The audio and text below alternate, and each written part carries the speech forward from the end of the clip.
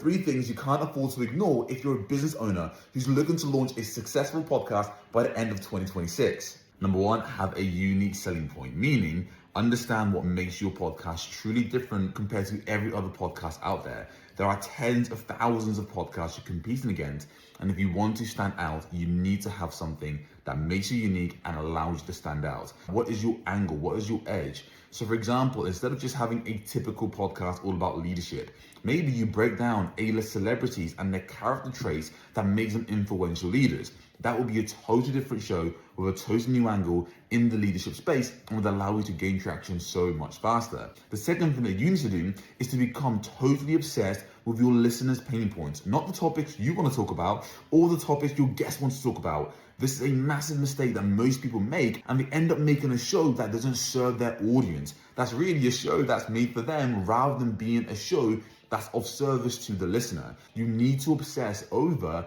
the exact listeners you want to attract and the pain points they have.